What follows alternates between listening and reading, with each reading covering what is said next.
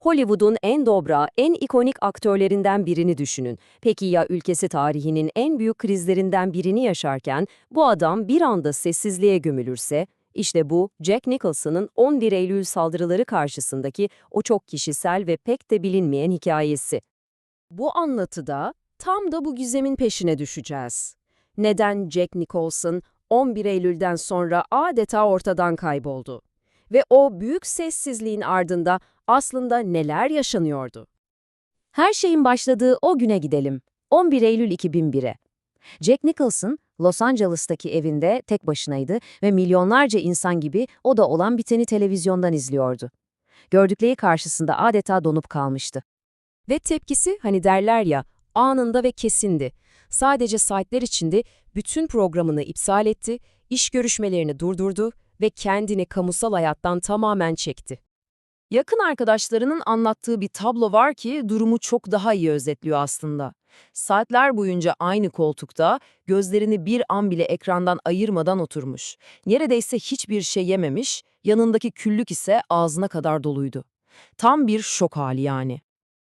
İşte o sessizliğin ortasında ağzından dökülen nadir cümlelerden biri buydu.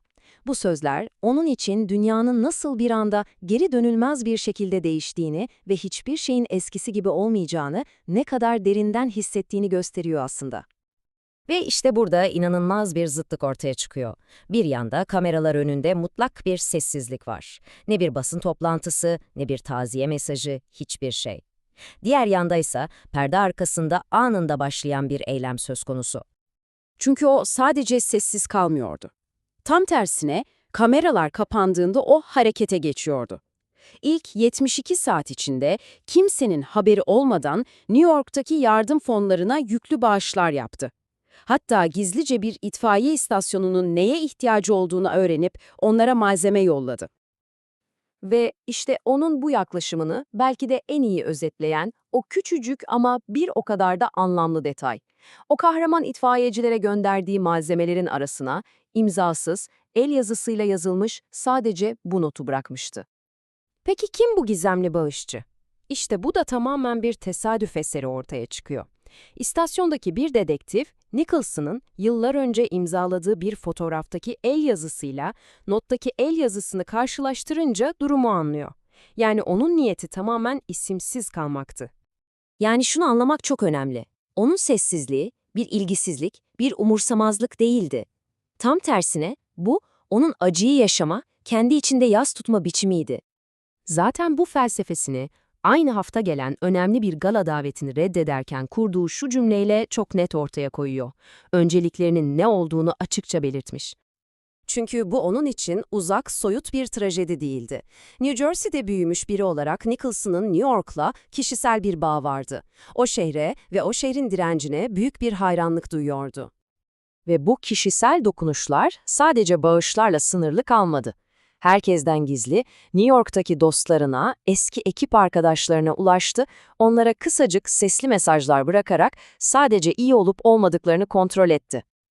Haftalar sonra bile tavrı hiç değişmedi. Bakın, kurbanların aileleri için düzenlenen küçük bir yardım etkinliğine katıldığında ne yapıyor? Sessizce içeri giriyor, büyük bir meblağ içeren çeki imzalıyor, fotoğraf çektirmek isteyenleri nazikçe reddediyor ve tek bir kelime etmeden oradan ayrılıyor. Neden fotoğraf çektirmediğini soran birine söylediği şu cümle aslında bütün hikayeyi özetliyor. Bu bir şov değil, bu benim vicdanımla aramdaki bir mesele diyor. Nokta. Yani herkesin bir şeyler söyleme, kendini gösterme telaşında olduğu o kaotik günlerde o çok farklı bir yol seçti. Konuşmak yerine harekete geçmeyi, takdir toplamak yerine sessizce katkıda bulunmayı tercih etti. Ve onun bu hikayesi bize de şunu sorduruyor aslında. Sürekli göz önünde olduğumuz, her şeyin bir gösteriye dönüştüğü bir dünyada gerçek ve samimi bir etki belki de en çok kameralar kapalıyken yapılan mıdır?